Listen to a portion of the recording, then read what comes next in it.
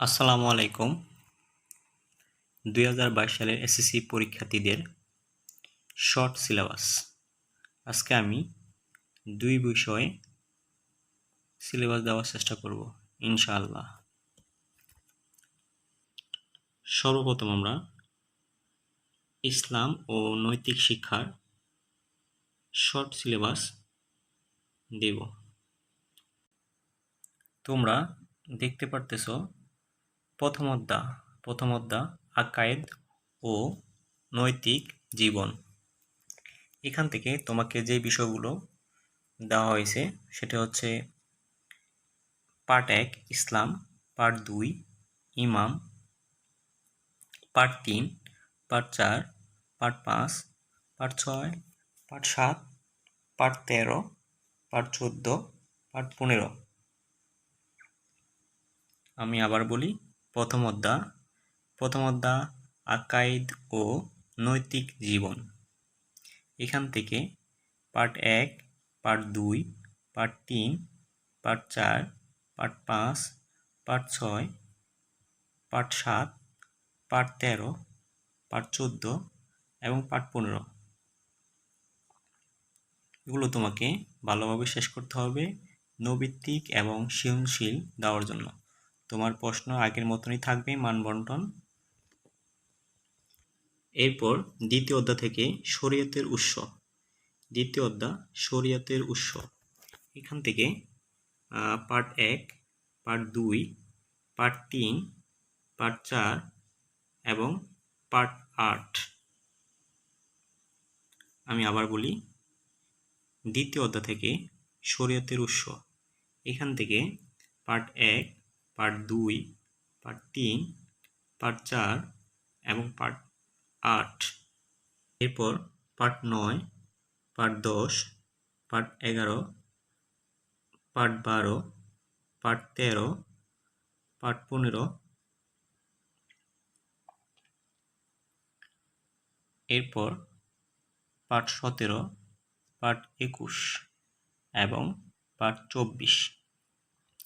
এই পার্টগুলোকে তোমাকে শেষ করতে হবে দ্বিতীয় অধ্যায় থেকে। তৃতীয় অধ্যায় ইবাদত। তৃতীয় অধ্যায় থেকে তোমাকে যে পার্টগুলো শেষ করতে হবে: পার্ট 1 ইবাদত, পার্ট 2 সালাত, পার্ট 3 সাওম, পার্ট 4 যাকাত, পার্ট 5 হজ, পার্ট 6 মালিক শ্রমিক সম্পর্ক, পার্ট 7 ইলম, যেটাকে আমরা বলি জ্ঞান। চতুর্থ অধ্যায় থেকে আখলাক। এখান থেকে part 1, part 2, part 3, part 4, part 5, part 6, part 7, part 12, part 16, part 17, part 18, part 19, part 20 এবং পার্ট 22। চতুর্থ অধ্যায় থেকে এই বিষয়গুলো তোমাকে শেষ করতে হবে। এখন আমরা সর্বশেষ পঞ্চম অধ্যায় আদর্শ জীবন চরিত্র নিয়ে যে প্রশ্নগুলো তোমাকে করবে, যে পার্টগুলো তোমাকে দেওয়া হয়েছে: part 1, part 2, part 3, part 4, part 5, part 6 এবং পার্ট 7। আমি আবার বলি, পঞ্চম অধ্যায় থেকে part 1, part 2, part 3, part 4, part 5, part 6 এবং পার্ট 7 এবং সর্বশেষ পার্ট 13।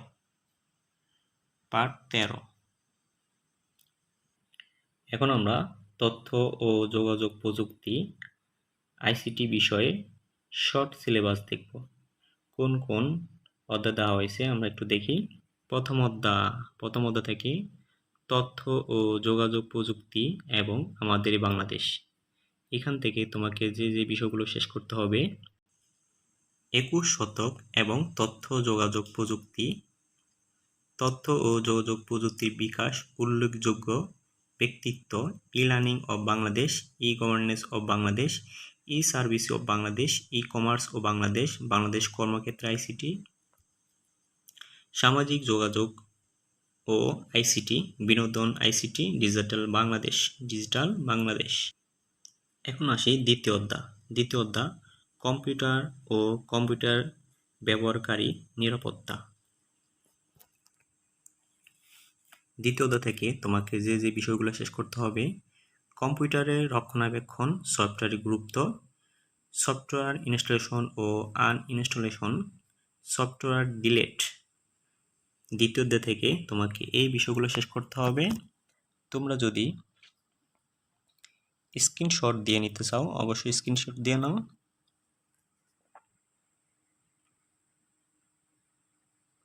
আশা করি সবাই স্ক্রিনশট দিয়ে নিয়েছো। এরপর দ্বিতীয় অধ্যায় থেকে আরও কিছু প্রশ্ন আছে, তোমরা দেখতে পারতেছো। নিজের কম্পিউটার নিরাপত্তা, কম্পিউটার ভাইরাস, অ্যান্টিভাইরাস, পাসওয়ার্ড। ওয়েবে নিরাপত্তা থাকা, কম্পিউটার ও ইন্টারনেট ব্যবহারে আসক্তি, কম্পিউটার গেমে আসক্তি, আসক্তি থেকে মুক্ত থাকার উপায়। এরপর পাইরেসি, কপিরাইট আইনের প্রয়োজনীয়তা, তথ্য অধিকার ও নিরাপত্তা, সাধারণ ট্র্যাবল শুটিং। তৃতীয় অধ্যায় থেকে আমার শিক্ষা, ইন্টারনেট, এখান থেকে যে বিষয়গুলো দেওয়া হয়েছে। এখন তৃতীয় অধ্যায় থেকে যেটা হচ্ছে আমরা কম্পিউটার যাদের আছে তারা খুব ভালোভাবে বুঝবে, সেটা হচ্ছে কম্পিউটার তোমার মাইক্রোসফট পাওয়ার পয়েন্ট যেটা আছে এখান থেকে প্রশ্নগুলো করা হয়েছে। ডিজিটাল কন্টেন্ট প্রকারভেদ, ইবুক ব্যবহারের সুবিধা, বিভিন্ন প্রকার ইবুক, শিক্ষা, ইন্টারনেট আমার পাঠ্য বিষয়গুলো, আমার ভবিষ্যৎ কেরিয়ার ও আইসিটি।